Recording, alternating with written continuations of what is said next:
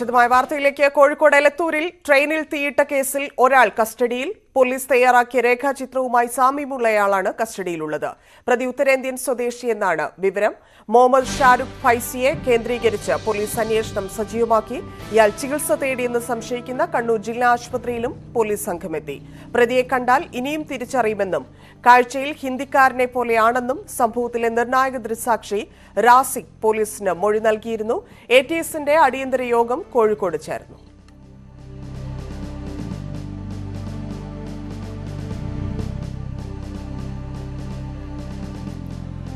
Malappuram crime branch SP വിക്രമന്റെ നേതൃത്വത്തിൽ 18 അംഗ സംഘത്തെ കേസന്വേഷണത്തിന് നിയോഗിച്ചു. ട്രെയിനിൽ ഫോറൻസിക് സംഘം പരിശോധന നടത്തി.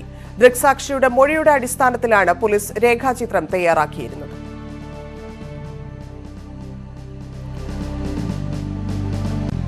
അനുമോദ് ചേരുന്നു. അനുമോദ്, ATS അടിയന്തര യോഗം ചേരുന്നു. മറ്റൊന്ന്, ഒരാൾ കസ്റ്റഡിയിലുണ്ട് എന്നുള്ള കാര്യമാണ്. എന്താണ് ഏറ്റവും പുതുതായി നൽകാനുള്ള വിവരങ്ങൾ?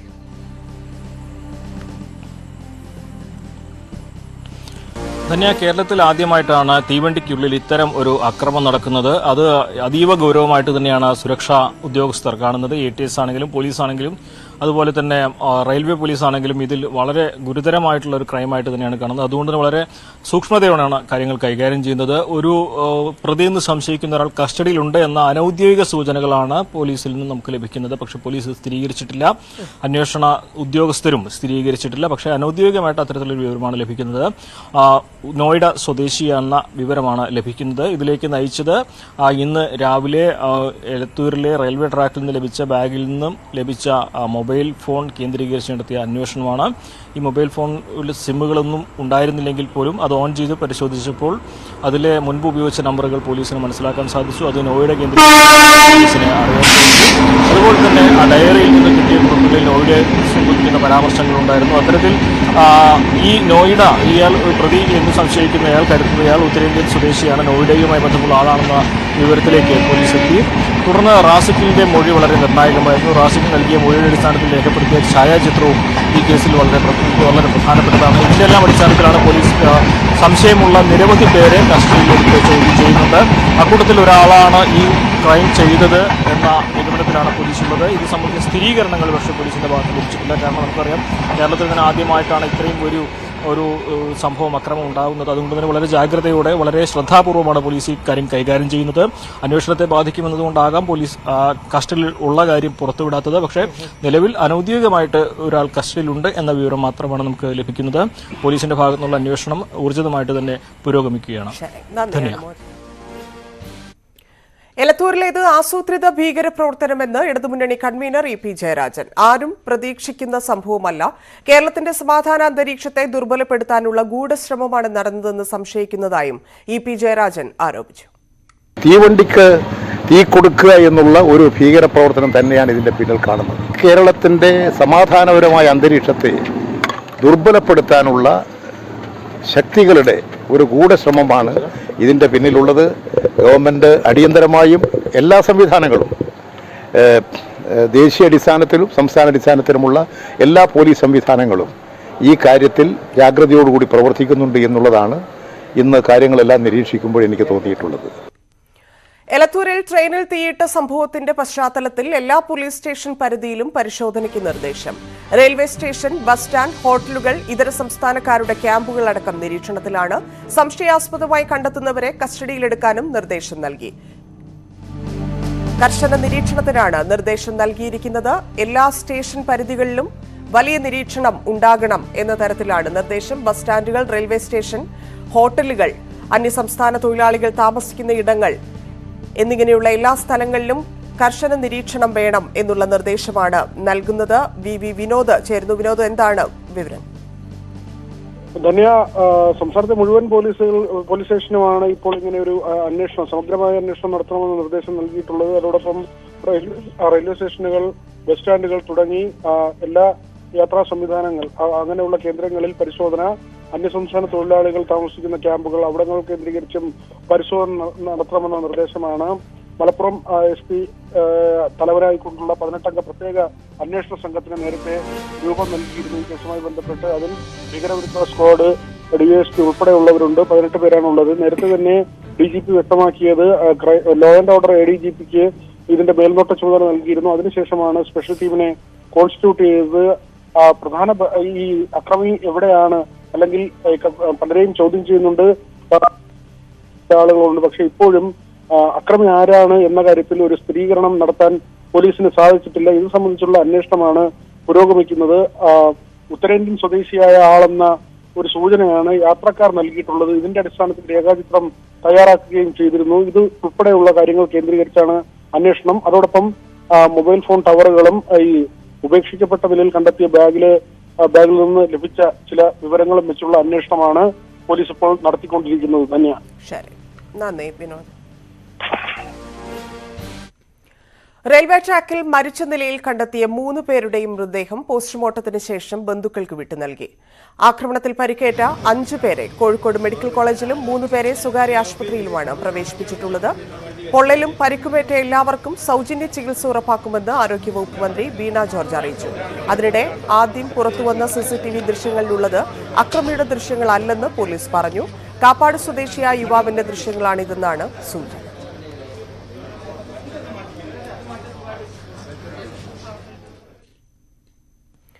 എലത്തൂരിൽ ട്രെയിനിലുണ്ടായ അക്രമ സംഭവത്തിൽ സമഗ്രമായ അന്വേഷണം നടത്തി കുറ്റകൃത്യത്തിന്റെ മുഴുവൻ വിവരങ്ങളും നിയമത്തിന് മുന്നിൽ കൊണ്ടുവരാൻ പോലീസിന് നിർദ്ദേശം നൽകിയതായി മുഖ്യമന്ത്രി പിണറായി വിജയൻ. അതിനായി പ്രത്യേക അന്വേഷണ സംഘം രൂപീകരിക്കും. അക്രമ സംഭവം അതീവ ദുഃഖകരമെന്നും ഞെട്ടിക്കുന്നതുമാണ്. പരിക്കേറ്റവർക്ക് ആവശ്യമായ ചികിത്സ ഉറപ്പാക്കുമെന്നും മുഖ്യമന്ത്രി അറിയിച്ചു. റെയിൽ യാത്രക്കാരുടെ സുരക്ഷ ഉറപ്പുവരുത്തുന്നതിന് സംസ്ഥാന സർക്കാർ ശക്തമായ നടപടികളെടുക്കും. യാത്രാ സുരക്ഷയുടെ കാര്യത്തിൽ സാധ്യമായ എല്ലാ നടപടികളും അടിയന്തര സ്വഭാവത്തോടെ സ്വീകരിക്കുമെന്ന് കേന്ദ്ര റെയിൽവേ മന്ത്രാലയത്തോട് ആവശ്യപ്പെടുമെന്നും മുഖ്യമന്ത്രി പ്രതികരിച്ചു. ട്രെയിനിലെ ആക്രമണത്തിൽ കുറ്റക്കാർക്കെതിരെ കർശന നടപടി വേണമെന്ന് ഗവർണർ ആരിഫ് മുഹമ്മദ് ഖാൻ മരിച്ചവരുടെ കുടുംബാംഗങ്ങളുടെ ദുഃഖത്തിൽ പങ്കുചേരുന്നു. സംഭവത്തിൽ വിശദമായ അന്വേഷണം വേണം. നിർഭാഗ്യകരമായ സംഭവമാണ് ഉണ്ടായതെന്നും governor. These things unfortunately can happen anywhere. Very difficult to predict this kind of thing. उसकी अभी चूँकि पूरे विस्तार से नहीं आया है, हमें पूरा नहीं मालूम है, लेकिन फिर भी 3 व्यक्तियों की जान गई है, तो बहुत ही दुखद है, बहुत अफसोस है। और मैं अपनी संवेदनाएं, अपनी पूरी हमदर्दी उन परिवारों के प्रति व्यक्त करना चाहूँगा जिनके सदस्य की जान गई। नहीं, बिल्कुल है, और सिक्योरिटी को बहुत ज़्यादा इस पर ध्यान देना ही होगा. കേരളത്തിൽ ട്രെയിനിലുണ്ടായ അപകടം കേട്ടുകേൾവിയില്ലാത്തതെന്ന് കേന്ദ്ര റെയിൽവേ മന്ത്രി അശ്വിനി വൈഷ്ണവ്. കേരള മുഖ്യമന്ത്രിയുമായി സംഭവത്തെക്കുറിച്ച് സംസാരിച്ചെന്നും പ്രതിയെ കണ്ടെത്താൻ എല്ലാവിധ നടപടികളും സ്വീകരിക്കുമെന്നും മന്ത്രി പറഞ്ഞു. അന്വേഷണവുമായി RPF-ഉം CRPF-ഉം സഹകരിക്കുന്നുണ്ടെന്നും അശ്വിനി വൈഷ്ണവ് കൂട്ടിച്ചേർത്തു. It's a very unfortunate incident which has happened in Kerala today morning. I've already spoken with the Honorable Chief Minister of Kerala. He's constituting a special investigating team. The RPF and the GRP, and the state police, they are all collaborating to catch the culprits. We will definitely catch the culprits. We will leave no stone unturned to catch the culprit. Definitely this is an incident which is very unprecedented. This kind of thing can never be imagined, and I have requested Honorable Chief Minister that whatever efforts are needed to catch the culprits, definitely we should make those efforts. സുരക്ഷാ വീഴ്ചയിൽ റെയിൽവേയെ പഴിചാരി സംസ്ഥാനം. സുരക്ഷ ഉറപ്പാക്കേണ്ടത് റെയിൽവേയുടെ ഉത്തരവാദിത്തമാണെന്ന് സംസ്ഥാനത്ത് റെയിൽവേയുടെ ചുമതലയുള്ള മന്ത്രി B. അബ്ദുറഹ്മാൻ പറഞ്ഞു. സംസ്ഥാനത്തെ യാത്രക്കാരുടെയും റെയിൽവേ ജീവനക്കാരുടെയും സുരക്ഷ ഉറപ്പുവരുത്തണമെന്ന് നേരത്തെ ആവശ്യപ്പെട്ടിരുന്നെന്നും മന്ത്രി. റെയിൽവേ യാത്രക്കാരെ സംബന്ധിച്ചിടത്തോളം സുരക്ഷിതത്വം ഉറപ്പുവരുത്തുക എന്നുള്ള റെയിൽവേയുടെ കടമ കൂടിയാണ്. അപ്പോൾ ആ കാര്യത്തിൽ അവർ ശക്തമായ നടപടികൾ എടുക്കും എന്ന് തന്നെയാണ് വിശ്വസിക്കുന്നത്. പക്ഷേ ഈ കാര്യം അതുമായി ബന്ധപ്പെട്ടതല്ല. ഇതിലെ ലക്ഷ്യം എന്താണ്, ഗൂഢാലോചനയാണോ മറ്റു വല്ല കാര്യങ്ങളാണോ എന്നുള്ളതൊക്കെ തന്നെ നമുക്കറിയണമെങ്കിൽ കൃത്യമായി അന്വേഷണം തന്നെ നടക്കണം. അതുകൊണ്ടാണ് ഈ അവസരത്തിൽ മറ്റൊന്നും പറയാൻ കഴിയാത്തത്. എലത്തൂർ ട്രെയിൻ തീവെപ്പ് കേസിൽ എല്ലാ ഏജൻസികളെയും ഏകോപിപ്പിച്ച് സമഗ്രമായ അന്വേഷണം വേണമെന്ന് പ്രതിപക്ഷ നേതാവ് VD സതീശൻ. മനഃപൂർവ്വമായ സുരക്ഷാ വീഴ്ച ഉണ്ടായി എന്ന് കരുതുന്നില്ല, ദുരൂഹത നിറഞ്ഞ സംഭവമാണെന്നും VD സതീശൻ. കേന്ദ്ര സംസ്ഥാന ഏജൻസികൾ ഒരുമിച്ച് നിന്നുകൊണ്ട് ഇതിന്റെ എല്ലാ വശങ്ങളെയും കുറിച്ച് ഗൗരവതരമായി അന്വേഷിക്കണം. കാരണം തീവണ്ടിയിൽ യാത്ര ചെയ്യുമ്പോൾ ഉണ്ടാകുന്ന ഒരു അരക്ഷിതത്വം വളരെ പ്രധാനപ്പെട്ടതാണ്. 3 പേരും മരിക്കാനിടയായ സാഹചര്യം, തീ കൊളുത്തപ്പെടാനുണ്ടായ സാഹചര്യം, കേരളം പോലുള്ള സംസ്ഥാനത്ത്, പൊതുവെ സമാധാനപരമായ ഒരു സംസ്ഥാനത്ത് ഇത്തരം സംഭവങ്ങൾ ഉണ്ടാകുമ്പോൾ എല്ലാവർക്കും അത് വലിയ ഞെട്ടലാണ് ഉളവാക്കിയിരിക്കുന്നത്. അപ്പം അതുകൊണ്ട് യാതൊരുവിധ ഉപേക്ഷയും കൂടാതെ പോലീസ്, മറ്റ് സംവിധാനങ്ങൾ എല്ലാവരുമായി ബന്ധപ്പെട്ട് എല്ലാ ഏജൻസികളും ഏകോപിപ്പിച്ചുകൊണ്ടുള്ള ഒരു സമഗ്രമായ അന്വേഷണം ഇക്കാര്യത്തിൽ ഉണ്ടാകണം. ഇല്ലെങ്കിൽ ജനങ്ങളുടെ ഇടയിലുണ്ടാകുന്ന ഉത്കണ്ഠ, വലിയ ഉത്കണ്ഠയാണ് ഇത് ഉണ്ടാക്കിയിരിക്കുന്നത് എല്ലാവരുടെയും മനസ്സിൽ. അത് പരിഹരിക്കാൻ കഴിയില്ല.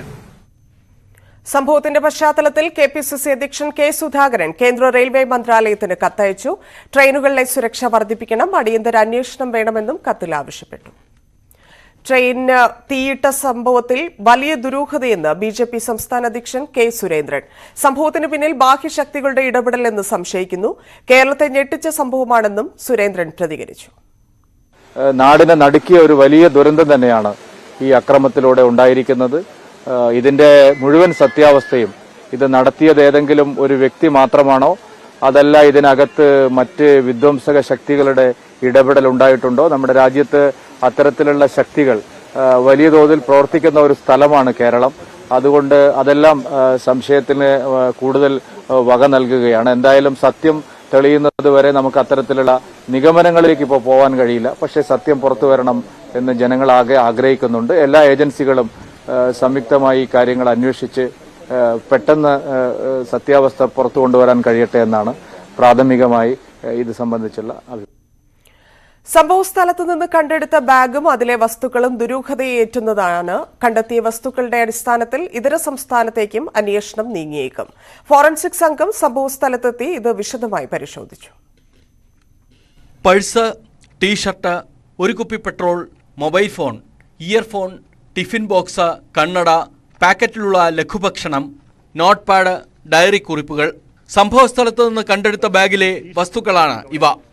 ബാഗിൽ നിന്ന് പെട്രോൾ കണ്ടെത്തിയത് ദുരൂഹത വർദ്ധിപ്പിക്കുകയാണ്. നോട്ട് പാഡിൽ ഇംഗ്ലീഷിലും ഹിന്ദിയിലുമുള്ള കുറിപ്പുകൾ പ്രതി ഇതര സംസ്ഥാനക്കാരനാണോ എന്ന സംശയം ബലപ്പെടുത്തുന്നു. നോട്ട് പാഡിൽ ചിറയിൻകീഴ്, കഴക്കൂട്ടം, തിരുവനന്തപുരം, കുളച്ചൽ, കന്യാകുമാരി തുടങ്ങിയ സ്ഥലപ്പേരുകളാണ് കുറിച്ചിരിക്കുന്നത്. പ്രാർത്ഥനയുടെയും ദിനചര്യയുടെയും വിശദാംശങ്ങളും നോട്ട് പാഡിലുണ്ട്. ഇവ സ്ഥലത്തെത്തിയ ഫോറൻസിക് സംഘം വിശദമായി പരിശോധിച്ചു. ന്യൂസ് 18 കോഴിക്കോട്. വാർത്തകളിലേക്ക്. സിഡ്കോ മുൻ MD സജി ബഷീർ 5.24 കോടി രൂപയുടെ അഴിമതി നടത്തിയതായി എൻഫോഴ്സ്മെന്റ് ഡയറക്ടറേറ്റ്. സജി ബഷീറിനെയും ഭാര്യയെയും ED ആസ്ഥാനത്ത് കഴിഞ്ഞ ദിവസം മണിക്കൂറുകൾ ചോദ്യം ചെയ്തിരുന്നു. അനധികൃത സ്വത്ത് സമ്പാദനവുമായി ബന്ധപ്പെട്ട് തിരുവനന്തപുരം വിജിലൻസ് സ്പെഷ്യൽ ഇൻവെസ്റ്റിഗേഷൻ യൂണിറ്റിൽ രജിസ്റ്റർ ചെയ്ത കേസുമായി ബന്ധപ്പെട്ടായിരുന്നു EDയുടെ തുടരന്വേഷണം. പ്രാഥമിക അന്വേഷണത്തിൽ 6 കോടി രൂപയുടെ അഴിമതി നടന്നതായാണ് കണ്ടെത്തൽ. അനധികൃത ഖനനത്തിലൂടെ 5.24 കോടി രൂപ സിഡ്കോ മുൻ MDക്ക് ലഭിച്ചതായാണ് EDയുടെ വിലയിരുത്തൽ. മുഖ്യമന്ത്രിയുടെ ദുരിതാശ്വാസ നിധി ക്രമക്കേട് കേസ് ലോകായുക്തയുടെ ഫുൾ ബെഞ്ച് ഏപ്രിൽ 12 പരിഗണിക്കും. മന്ത്രിസഭാ തീരുമാനം ലോകായുക്തയ്ക്ക് അന്വേഷിക്കാൻ സാധിക്കുമോ എന്നതിലടക്കം ലോകായുക്ത ജസ്റ്റിസ് സിറിയക് ജോസഫും ഉപലോകായുക്ത ജസ്റ്റിസ് ഹാറൂൺ അൽ റഷീദും ഭിന്നാഭിപ്രായം രേഖപ്പെടുത്തിയതോടെയാണ് ഫുൾ ബെഞ്ചിന് വിട്ടത്. മറ്റൊരു Lokayukta justice Babu Mathew P. Joseph കൂടി ഉൾപ്പെട്ടതാണ് ഫുൾ ബെഞ്ച്. അതേസമയം ലോകായുക്തയുടെ അധികാരം വെട്ടിക്കുറയ്ക്കുന്ന ലോകായുക്ത ഭേദഗതി ബില്ലിൽ ഗവർണർ ഒപ്പിട്ടാൽ കേസിനെ അത് ബാധിച്ചേക്കും. മോദി പരാമർശവുമായി ബന്ധപ്പെട്ട കേസിൽ 2 വർഷം തടവിന് ശിക്ഷിച്ച സൂറത്ത് കോടതി വിധിക്കെതിരെ അപ്പീൽ നൽകി രാഹുൽ ഗാന്ധി. ഏപ്രിൽ 13 അപ്പീലിൽ വാദം കേൾക്കും. ഏപ്രിൽ 13 വരെ രാഹുൽ ഗാന്ധിയുടെ ജാമ്യം നീട്ടി. അപ്പീൽ നൽകുന്നതിനായി രാഹുൽ ഗാന്ധി നേരിട്ടാണ് സൂറത്തിലെത്തിയത്. പ്രിയങ്ക ഗാന്ധി ഉൾപ്പെടെയുള്ള നേതാക്കളും രാഹുലിനൊപ്പമുണ്ട്. കുറ്റക്കാരൻ എന്ന കണ്ടെത്തൽ മരവിപ്പിക്കണമെന്ന് അപ്പീലിൽ രാഹുൽ ഗാന്ധി ആവശ്യപ്പെട്ടു. സൂറത്ത് സെഷൻസ് കോടതിയാണ് രാഹുലിനെതിരെയുള്ള കേസിൽ രാഹുൽ കുറ്റക്കാരനെന്ന് കണ്ടെത്തിയത്. കെഎസ്ആർടിസിയിൽ ശമ്പളം കിട്ടാത്തതിൽ പ്രതിഷേധിച്ച വനിതാ കണ്ടക്ടർക്കെതിരെയുള്ള ട്രാൻസ്ഫർ നടപടി കെഎസ്ആർടിസി റദ്ദാക്കി. ട്രാൻസ്ഫർ നടപടി തെറ്റായിരുന്നുവെന്ന സിഎംഡിയുടെ റിപ്പോർട്ടിന്റെ അടിസ്ഥാനത്തിലാണ് തീരുമാനം. അഖിലയെ വൈക്കത്ത് തന്നെ തിരികെ പോസ്റ്റ് ചെയ്യുമെന്ന് ഗതാഗത മന്ത്രി ആന്റണി രാജു അറിയിച്ചു. അതേസമയം 2022 ഡിസംബറിലെ ശമ്പളം 7 ദിവസം മാത്രമായിരുന്നു വൈകിയതെന്നും എന്നാൽ 41 ദിവസം വൈകിയെന്ന് അഖില തെറ്റിദ്ധരിപ്പിച്ചെന്നും മന്ത്രി കുറ്റപ്പെടുത്തി. ശമ്പളരഹിത സേവനം 41-ാം ദിവസമെന്ന ബാഡ്ജ് ധരിച്ച് ജോലി ചെയ്തതിന് കഴിഞ്ഞ ദിവസമാണ് അഖിലയെ വൈക്കം ഡിപ്പോയിൽ നിന്ന് പാലായിലേക്ക് സ്ഥലം മാറ്റിയത്. പ്രതിഷേധം സർക്കാരിനെ അപകീർത്തിപ്പെടുത്തിയെന്നാണ് കെഎസ്ആർടിസിയുടെ നിലപാട്. കൂടാതെ ഭരണപരമായ സൗകര്യാർത്ഥം സ്ഥലം മാറ്റിയെന്നുമാണ് ഉത്തരവിൽ വ്യക്തമാക്കിയിരിക്കുന്നത്. ഇതിനെതിരെ വ്യാപക പ്രതിഷേധം ഉയർന്നതോടെയാണ് ഉത്തരവ് റദ്ദാക്കിയത്. ഈ ട്രാൻസ്ഫറിന്റെ കാര്യങ്ങൾ പരിശോധിച്ച് റിപ്പോർട്ട് ചെയ്യുവാൻ സിഎംഡിയോട് ഇന്നലെ തന്നെ ആവശ്യപ്പെട്ടിരുന്നു. അദ്ദേഹത്തിൻ്റെ ഈ ട്രാൻസ്ഫറിൻ്റെ സമയത്തുള്ള അദ്ദേഹം പരിശോധിച്ചതിന് ശേഷമുള്ള റിപ്പോർട്ടിൻ്റെ അടിസ്ഥാനത്തിൽ അഖില എസ് നായരെ വൈക്കത്ത് നിന്ന് പാലായിലേക്ക് ട്രാൻസ്ഫർ ചെയ്ത ഉത്തരവ് റദ്ദാക്കാൻ തീരുമാനിച്ചിട്ടുണ്ട്. ഈ അഖില എസ് നായർ ഡ്യൂട്ടി സമയത്ത് പ്രദർശിപ്പിച്ച ബാഡ്ജിലെ വരികൾ വസ്തുതകൾക്ക് വിരുദ്ധമായിരുന്നു. 6 ദിവസം വൈകിയപ്പോൾ 41 ദിവസം ശമ്പളം മുടങ്ങിയെന്ന് തെറ്റായ വാർത്തയാണ് പ്രചരിപ്പിച്ചത്. ശമ്പളം ലഭിക്കാത്തതിനെ തുടർന്ന് ജനുവരി 11-ാം തീയതി മുതൽ അഖില ബാഡ്ജ് ധരിച്ചാണ് ജോലിക്കെത്തിയിരുന്നത്. പ്രതിഷേധ ബാഡ്ജ് ധരിച്ച അഖിലയുടെ ചിത്രം നേരത്തെ സാമൂഹ്യ മാധ്യമങ്ങളിൽ പ്രചരിച്ചിരുന്നു. എന്നാൽ കെഎസ്ആർടിസിയുടെ ട്രാൻസ്ഫർ നടപടിക്കെതിരെ പ്രതിപക്ഷ യൂണിയനുകൾ പ്രതിഷേധവും രേഖപ്പെടുത്തിയിരുന്നു. കെഎസ്ആർടിസിയിലെ BMS യൂണിയൻ സംസ്ഥാന കമ്മിറ്റി അംഗവും ജില്ലാ ട്രഷററുമാണ് അഖില. ന്യൂസ് 18 തിരുവനന്തപുരം. മധുവിന് നീതി കിട്ടുമോ?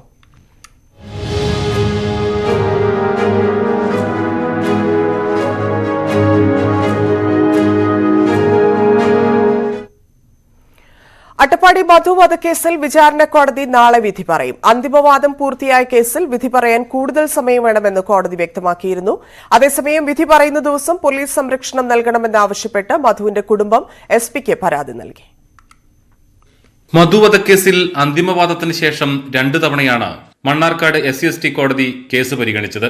നാളെ കേസ് വീണ്ടും പരിഗണിക്കുമ്പോൾ വിധി പറയുമെന്നാണ് പ്രോസിക്യൂഷന്റെ പ്രതീക്ഷ. കേസിലെ 16 പ്രതികൾക്കും ശിക്ഷ കിട്ടുമെന്നാണ് മധുവിന്റെ കുടുംബം കരുതുന്നത്. എന്നാൽ വിധി അടുത്തതോടെ കൂടുതൽ ഒറ്റപ്പെടൽ നേരിടുകയാണെന്ന് മധുവിന്റെ അമ്മ മല്ലിയും സഹോദരി സരസുവും പറഞ്ഞു. വിധി ദിവസം സംരക്ഷണം വേണമെന്നാവശ്യപ്പെട്ട് ഇവർ പാലക്കാട് SPക്ക് പരാതി നൽകി.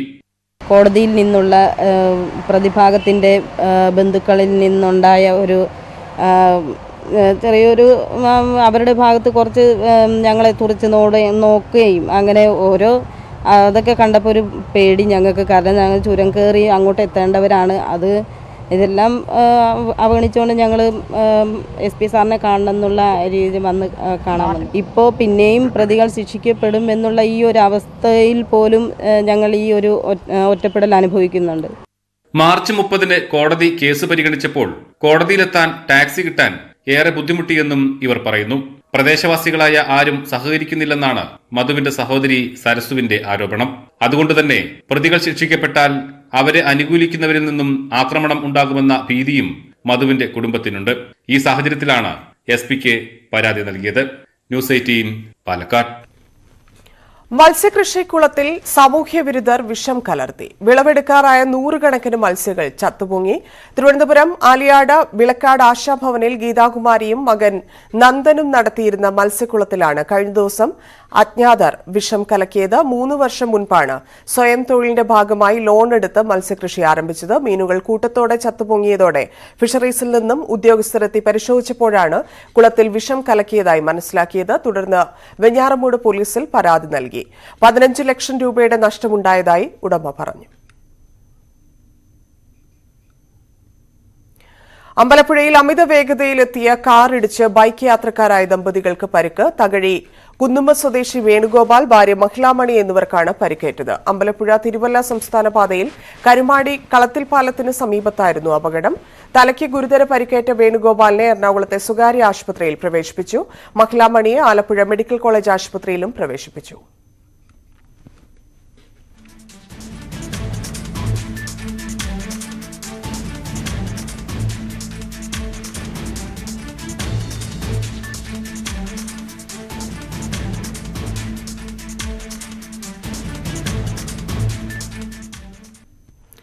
വെങ്ങാനൂർ പൌർണമിക്കാവ് ബാലത്രിപുര സുന്ദരി ദേവി ക്ഷേത്രത്തിൽ നടക്കുന്ന പ്രപഞ്ചയാഗത്തിന്റെ ഭാഗമായി അക്ഷരദേവതാ പൂജ നടന്നു. ശ്രീ ശ്രീ കൈലാസപുരിയാണ് പ്രപഞ്ചയാഗത്തിന് മുഖ്യ കാർമ്മികത്വം വഹിക്കുന്നത്. മനുഷ്യർക്ക് ആശയവിനിമയം നടത്താനും അറിവ് നേടാനും വാമൊഴിയായും വരമൊഴിയായും ഉപയോഗിക്കുന്ന അക്ഷരദേവതമാരുടെ പ്രീതിക്കായി നടത്തുന്ന അപൂർവ ആരാധനയാണ് അക്ഷരദേവതാ പൂജ. മലയാള ഭാഷയുടെ പിതാവായ എഴുത്തച്ഛൻ എഴുതിയ ഹരിനാമ കീർത്തനത്തിൽ 14 ശ്ലോകം മുതൽ 60 ശ്ലോകം വരെ അക്ഷരദേവതമാരെക്കുറിച്ച് വർണ്ണിച്ചിട്ടുണ്ട്. ഈ അക്ഷരദേവതമാരെ പ്രതിഷ്ഠിച്ചിട്ടുള്ള ലോകത്തിലെ ഏക ക്ഷേത്രമാണ് പൌർണമിക്കാവ്. നാനാ തരത്തിലുള്ള സകല ജീവജാലങ്ങൾക്കും ആധാരമായിട്ടുള്ള ഈ പ്രപഞ്ചം മനുഷ്യനാൽ മലിനമാക്കപ്പെടുന്നു. അപ്പൊ അതിന് മുന്നോടിയായി ആ പ്രപഞ്ച ശക്തികളെ തൃപ്തിപ്പെടുത്തുന്ന ഒരു ചടങ്ങാണ് പ്രപഞ്ചയാഗമായിട്ട് ലോകത്തിൽ തന്നെ ആദ്യമായിട്ട് ഇവിടെ നടക്കുന്നത്. ഇപ്പൊ ലോകത്തിൽ ആദ്യമായിട്ടാണ് പ്രപഞ്ചയാഗം നടന്നിട്ട് എവിടെ ഇല്ല, ഇവിടെ മാത്രമാണ് നടക്കുന്നത്. 1008 ആയുർവേദ മരുന്നുകളോടൊപ്പം സ്വർണവും വെള്ളിയും ഹോമകുണ്ടത്തിൽ ഹോമിക്കുന്നതാണ് അക്ഷരദേവതാ പൂജ. വിദ്യാസരസ്വതി പൂജ, ചണ്ഡീപാരായണവും സൗഭാഗ്യപൂജ എന്നിവയും യാഗശാലയെ ധന്യമാക്കി. ക്ഷേത്രത്തിലെ ദീപാരാധനയ്ക്ക് വൻ ഭക്തജന തിരക്ക് അനുഭവപ്പെട്ടു.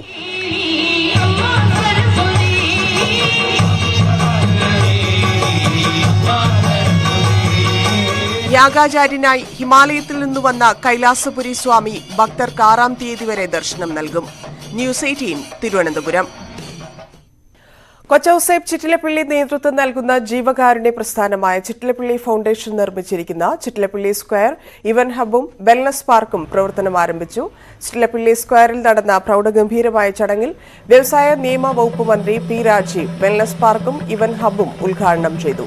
സമ്മർദ്ദങ്ങൾ അകറ്റി പ്രായവ്യത്യാസമില്ലാതെ ഏവർക്കും ആരോഗ്യകരമായ ജീവിതം പ്രദാനം ചെയ്യുകയെന്ന ലക്ഷ്യത്തോടെയാണ് ചിറ്റിലപ്പള്ളി സ്ക്വയർ രൂപകൽപ്പന ചെയ്തിരിക്കുന്നതെന്ന് ചടങ്ങിൽ അധ്യക്ഷത വഹിച്ച കൊച്ചൌസേപ്പ് ചിറ്റിലപ്പള്ളി പറഞ്ഞു. ഹൈബി ഈഡൻ MP, ഉമാ തോമസ് MLA, ബീസ്റ്റാ creations managing director Sheela Kochouseph, Wonderla amusement park managing director Arun Chittilappilly, V Guard industries managing director Mithun Chittilappilly തുടങ്ങിയവരും സംസാരിച്ചു. ചിറ്റിലപ്പള്ളി സ്ക്വയറിൽ ഇന്നു മുതൽ പൊതുജനങ്ങൾക്ക് പ്രവേശനം നൽകും. വെൽനസ് പാർക്കിൽ രാവിലെ 6 മുതൽ 9 വരെയും 11 മുതൽ രാത്രി 8 വരെയുമാണ് പ്രവേശനം.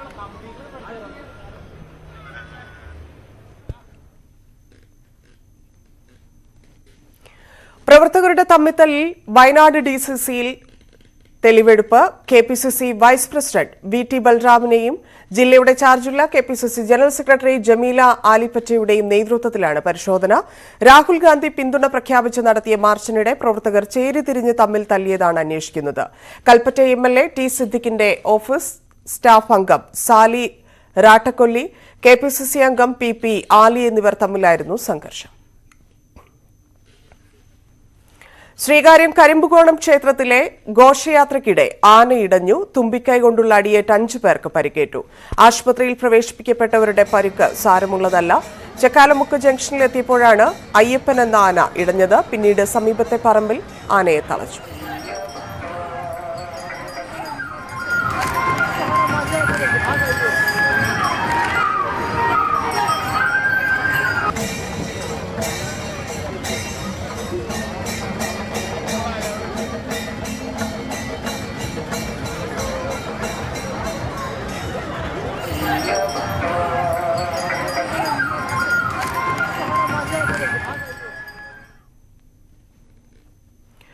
അരിക്കൊമ്പൻ വിഷയത്തിൽ കോടതി നിയോഗിച്ച വിദഗ്ധ സമിതി ചിന്നക്കനാൽ ശാന്തൻപാറ പഞ്ചായത്തുകളിൽ സന്ദർശനം നടത്തി. വിശദമായ റിപ്പോർട്ട് ഉടൻ സമർപ്പിക്കുമെന്ന് വെക്കസ് ക്യൂറി അറിയിച്ചു. നാളെ എറണാകുളത്ത് പ്രത്യേക യോഗം ചേരും. കർഷകരുമായും ജനപ്രതിനിധികളുമായും സമിതി അംഗങ്ങൾ ചർച്ച നടത്തി.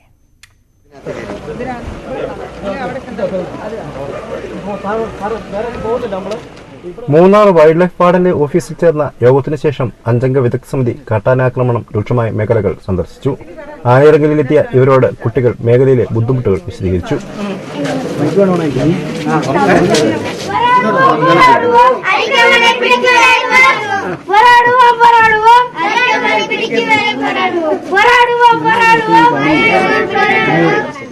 പ്രതിഷേധം നടക്കുന്ന സിംഗുണ്ടവും 301 കോളനിയും സംഘം സന്ദർശിച്ചില്ല. നാളെ എറണാകുളത്ത് പ്രത്യേക യോഗം ചേരും. ഞങ്ങളൊന്ന് സിറ്റ് ചെയ്ത് ഡിസ്കസ് ചെയ്ത് നാളെ തീരുമാനിക്കും. നാളെ 10 മണിക്ക് മീറ്റിംഗ് ഉണ്ട്. ആ മീറ്റിംഗ് വിൽ അഗൈൻ സെറ്റ് ഫിസിക്കലായിട്ട് എല്ലാവരും മീറ്റ് ചെയ്ത് വിൽ ഡിസ്കസ് ദിസ്. വിദഗ്ധ സമിതിയുടെ റിപ്പോർട്ട് അനുകൂലമാകുന്ന പ്രതീക്ഷയിലാണ് നാട്ടുകാർ. ആനയെ പിടിക്കണമെന്നുള്ള കാര്യം തന്നെയാണ് നമ്മൾ ആവശ്യപ്പെട്ടിട്ടുള്ളത്. ഏറ്റവും കൂടുതൽ പ്രശ്നം ഉണ്ടാക്കിക്കൊണ്ടിരിക്കുന്ന അരിക്കൊമ്പനെ ഈ പ്രദേശത്ത് നിന്ന് കൊണ്ടുപോകണം എന്നുള്ളതാണ്. അത് പിടിക്കുകയാണ്, അതിനെ ഇവിടെ കൊണ്ടുപോകണം. നാട്ടിലെ ജനങ്ങൾക്ക് ഇവിടെ സ്വസ്ഥമായിട്ട് ജീവിക്കാൻ പറ്റുന്ന ഒരു സാഹചര്യം ഉണ്ടാക്കി തരണമെന്നാണ് നമ്മൾ അവരോട് ആവശ്യപ്പെട്ടിട്ടുള്ളത്. 5 ആദിവാസി ഊരുകളിലെ 10 പേരിൽ നിന്നും ചിന്നക്കനാൽ പഞ്ചായത്തിലെ 6 കർഷകരിൽ നിന്നും ജനപ്രതിനിധികളിൽ നിന്നും വിദഗ്ധ സംഘം വിവരങ്ങൾ ശേഖരിച്ചു. കാട്ടാന വരുത്തിയ നാശനഷ്ടങ്ങളും വിലയിരുത്തി. കുങ്കി ആനത്താവളത്തിലും സന്ദർശനം നടത്തി. ന്യൂസ് 18 ഇടുക്കി. ജനവാസ മേഖലയിൽ തമ്പടിച്ച് പടയപ്പ. ഇന്ന് പുലർച്ചെ മൂന്നാർ നല്ലതണ്ണിയിലെത്തിയ പടയപ്പ ഏറെ നേരം നിലയുറപ്പിച്ചു. കഴിഞ്ഞ ദിവസം ഉദുമൽപേട്ട അന്തർ സംസ്ഥാന പാതയിൽ KSRTC ബസ്സിന് മുന്നിലെത്തിയിരുന്നു. സമീപത്തെ വാഴകളും നശിപ്പിച്ച ശേഷമാണ് ആന കാട് കയറിയത്.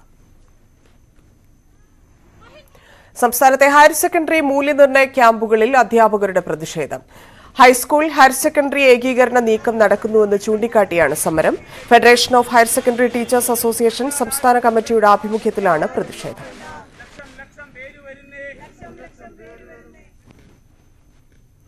ജസ്റ്റിസ് തോട്ടത്തിൽ ബി രാധാകൃഷ്ണൻ അന്തരിച്ചു. രോഗബാധിതനായി കൊച്ചിയിലെ സ്വകാര്യ ആശുപത്രിയിൽ ചികിത്സയിലായിരുന്നു. കേരള ഹൈക്കോടതിയിൽ 12 വർഷം ജഡ്ജിയായി സേവനം അനുഷ്ഠിച്ചിട്ടുണ്ട്. കൊൽക്കത്ത ഹൈക്കോടതി ചീഫ് ജസ്റ്റിസ്, ഛത്തീസ്ഗഡ്, തെലങ്കാന, ആന്ധ്ര ഹൈക്കോടതികളിൽ ചീഫ് ജസ്റ്റിസ്, തെലങ്കാനയ്ക്ക് പ്രത്യേക ഹൈക്കോടതി രൂപീകരിച്ചപ്പോൾ ആദ്യ ചീഫ് ജസ്റ്റിസുമായിരുന്നു. 1983 അഭിഭാഷകനായി. 2004 ഒക്ടോബറിൽ 14 കേരള ഹൈക്കോടതിയിൽ ജഡ്ജിയായി. 2 തവണ ആക്ടിംഗ് ചീഫ് ജസ്റ്റിസായി. Kerala legal services authority executive ചെയർമാനായിരുന്നു. സംസ്ഥാനത്തെ മാനസികാരോഗ്യ കേന്ദ്രങ്ങളുടെ പ്രവർത്തനത്തിലും മുതിർന്ന പൌരന്മാരുടെ പ്രശ്നങ്ങളിലും ദേവസ്വം വിഷയങ്ങളിലും ശ്രദ്ധേയമായ ഇടപെടൽ നടത്തിയിരുന്നു. 15-കാരിക്ക് നേരെ ലൈംഗിക അതിക്രമം നടത്തിയ കേസിൽ 48-കാരന് 6 വർഷം കഠിന തടവും 50,000 രൂപ പിഴയും. പട്ടാമ്പി പോക്സോ അതിവേഗ കോടതിയാണ് ശിക്ഷ വിധിച്ചത്. കുലുക്കല്ലൂർ സ്വദേശി പാറക്കാട്ട് കുന്നിമ്മേൽ വീട്ടിൽ മോഹൻദാസിനെയാണ് ശിക്ഷിച്ചത്. പിഴ സംഖ്യ ഇരക്കി നൽകാനും കോടതി നിർദ്ദേശിച്ചു. 25 സാക്ഷികളെ വിസ്തരിച്ചു. 24 രേഖകൾ ഹാജരാക്കി. 2021 കേസിനാസ്പദമായ സംഭവം. 12 വയസ്സുകാരിയെ ബലാത്സംഗം ചെയ്ത കേസിൽ പ്രതിക്ക് മരണം വരെ ജീവപര്യന്തം. കൂവപ്പള്ളി സ്വദേശി അരുൺ സുമേഷിനാണ് ചങ്ങനാശ്ശേരി ഫാസ്റ്റ് ട്രാക്ക് പോക്സോ കോടതി ശിക്ഷ വിധിച്ചത്. 2019 കേസിനാസ്പദമായ സംഭവം നടന്നത്. പ്രോസിക്യൂഷനു വേണ്ടി അഡ്വക്കേറ്റ് PS മനോജ് ഹാജരായി. ലോക ഓട്ടിസം ദിനത്തിന്റെ ഭാഗമായി ചിരിക്കൂട്ട് എന്ന പേരിൽ ഭിന്നശേഷി കുട്ടികൾ ദിനാചരണം സംഘടിപ്പിച്ചു. ബാലസംഘം പത്തനംതിട്ട മല്ലപ്പള്ളി ഏരിയ കമ്മിറ്റിയുടെ നേതൃത്വത്തിലായിരുന്നു പരിപാടി. Balasangham area president Shanu PB അധ്യക്ഷയായി. സംസ്ഥാനത്തെ ഏറ്റവും മികച്ച സ്പെഷ്യൽ എഡ്യൂക്കേറ്റർ അധ്യാപികയായി തെരഞ്ഞെടുത്ത പ്രീത P നായർ ഉദ്ഘാടനം ചെയ്തു.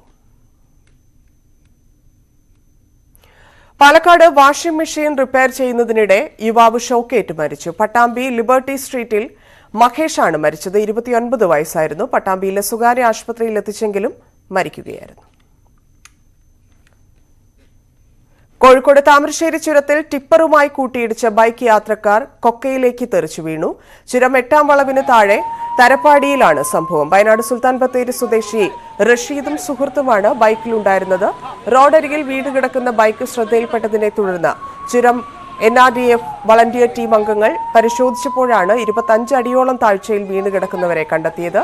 യാത്രക്കാരുടെ സഹായത്തോടെ ഇവരെ മുകളിലേക്ക് എത്തിക്കുകയും കൈതപ്പോയിലെ സ്വകാര്യ ആശുപത്രിയിൽ എത്തിച്ച് പ്രാഥമിക ചികിത്സ നൽകുകയുമായിരുന്നു. സാരമായി പരിക്കേറ്റതിനാൽ ഇരുവരെയും കോഴിക്കോട് മെഡിക്കൽ കോളേജിലേക്ക് മാറ്റി.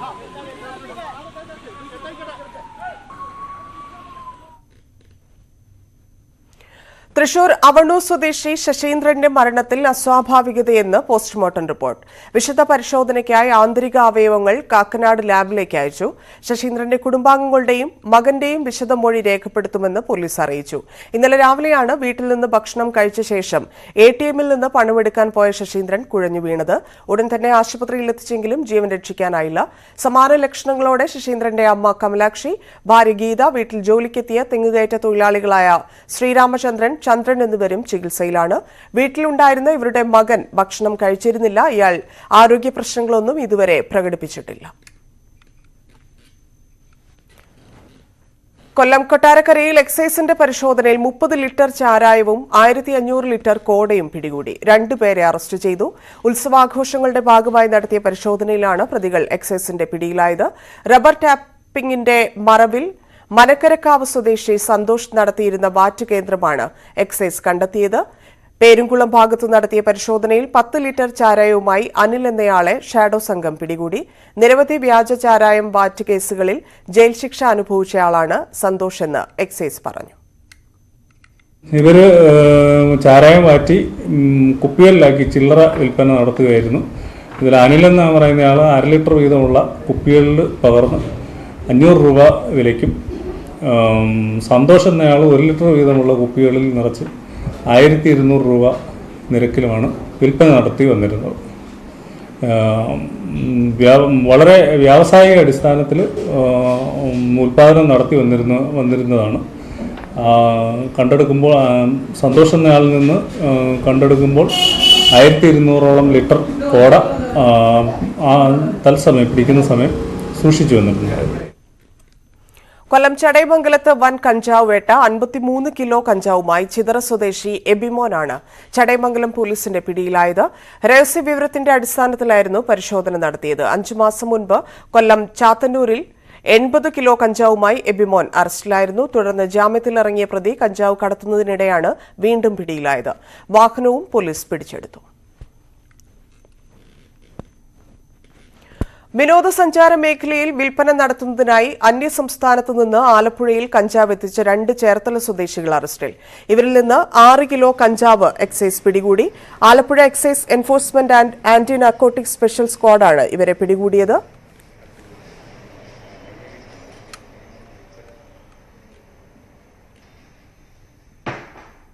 IPL പൂരം.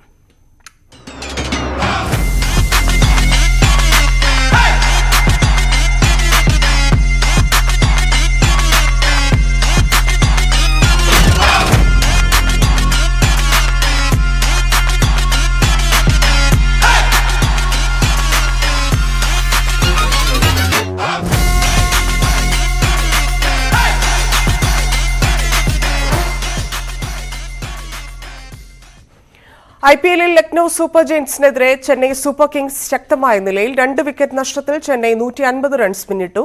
ഋതുരാജ് ഗെയ്ക്വാദ് 57 റൺസ് എടുത്തു. ഓപ്പണർ ഡെവൻ കോൺവേയും ശിവൻ ദുബെയുമാണ് ക്രീസിൽ. ടോസ് നേടിയ ലക്നൌ സൂപ്പർ കിങ്സിനെ ബാറ്റിംഗിന് അയക്കുകയായിരുന്നു.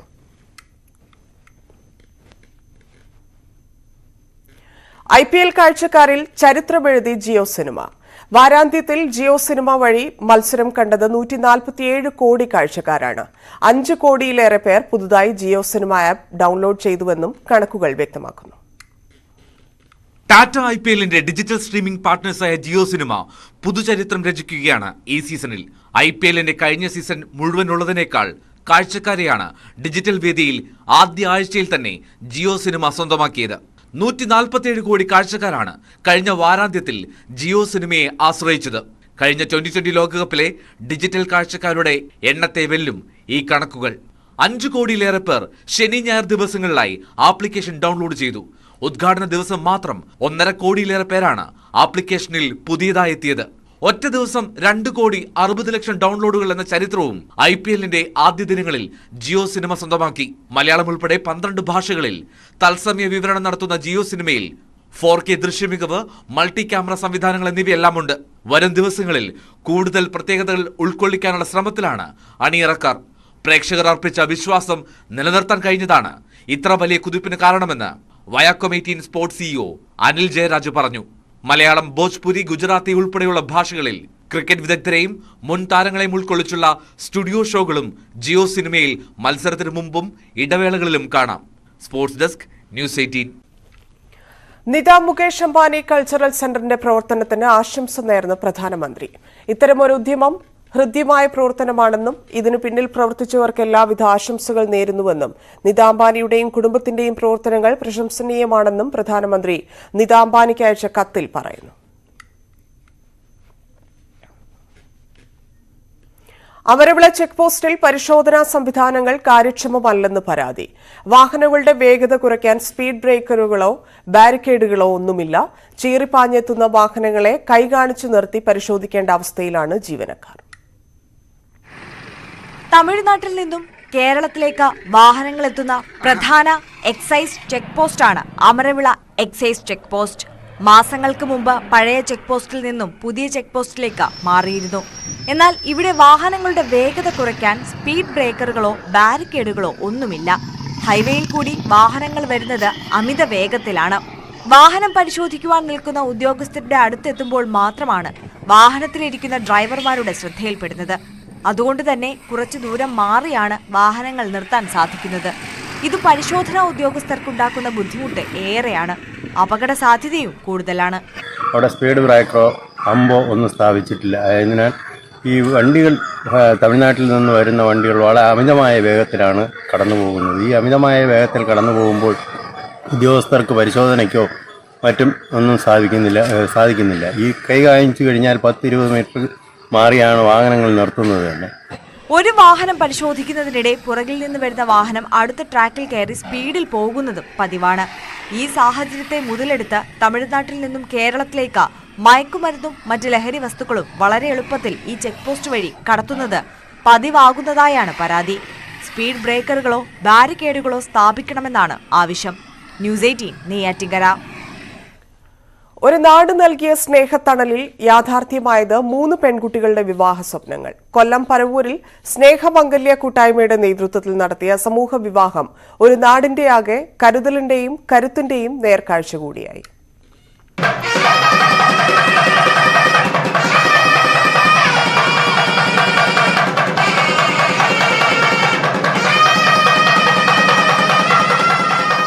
കുറ്റിങ്ങൽ ക്ഷേത്രത്തിലെ ഉത്സവത്തോടനുബന്ധിച്ച് പാവപ്പെട്ട ഒരു പെൺകുട്ടിയുടെ വിവാഹം നടത്തിയാലോ? പൊതുപ്രവർത്തകനും അഭിഭാഷകനുമായ ഷൈൻ സുന്ദർ ഫേസ്ബുക്കിൽ പങ്കുവച്ച ചോദ്യം പരവൂർ ദേശം ഒന്നാകെ ഏറ്റെടുത്തു. സ്നേഹമംഗല്യ കൂട്ടായ്മയും മീനത്തിൽ താലി കെട്ടുന്ന ചടങ്ങും യാഥാർത്ഥ്യമായി. ഒന്നിനു പകരം 3 വിവാഹങ്ങൾ. നമ്മുടെ മീനഭരണിയോടനുബന്ധിച്ച് മീനത്തിൽ താലി കെട്ടുന്നൊരാശയം ഹോട്ടൽ പടിപ്പുര ഷൈൻ സുന്ദറിന്റെ മനസ്സിൽ നിന്ന് വന്നു. അത് ഫേസ്ബുക്ക് വഴി പ്രചരിപ്പിച്ചു. അത് നമുക്ക് വൻ പിന്തുണ ഈ ലോകത്തിന്റെ എല്ലാ കോണുകളിൽ നിന്നും നമുക്ക് ലഭിച്ചു. അത് വൻ വിജയമാക്കാൻ പറ്റി. ഒരാഴ്ച മുമ്പ് ഉത്സവാഘോഷ ലഹരിയിൽ മുങ്ങിയ ക്ഷേത്ര പരിസരം വീണ്ടും ഉത്സവ സമാനമായി. നാട്ടുകാർക്കൊപ്പം വധൂവരന്മാരെ ആശീർവദിക്കാൻ സ്ഥലം MLA കൂടി എത്തിയപ്പോൾ ചടങ്ങ് അതിഗംഭീരമായി. ഒരു വലിയ കർമ്മമാണ് ഇവിടെ നിർവഹിക്കപ്പെടുന്നത്. സ്നേഹമംഗല്യ കൂട്ടായ്മയുടെ ഈ പരിപാടിയിലൂടെ ഒരു 3 കല്യാണം, നമുക്ക് സാമ്പത്തികമായി ബുദ്ധിമുട്ടുള്ള 3 കുടുംബങ്ങളെ സഹായിക്കുന്നു എന്ന അതിനൊക്കെ അപ്പുറത്തേക്കുള്ള ആ മനുഷ്യത്വപരമായ ഇടപെടൽ, അതിനൊക്കെ അപ്പുറത്തേക്കുള്ളൊരു വലിയ കർമ്മമാണ് നമ്മളെല്ലാം കൂടി ചേർന്ന് ഇവിടെ നിർവഹിക്കുന്നത്. പരവൂർ മുനിസിപ്പൽ ചെയർപേഴ്സൺ ശ്രീജ, കൗൺസിലർമാർ, വിവിധ സംഘടനാ പ്രതിനിധികൾ തുടങ്ങി 100 കണക്കിന് ആളുകൾ ചടങ്ങിൽ പങ്കാളികളായി. ന്യൂസ് 18 കൊല്ലം.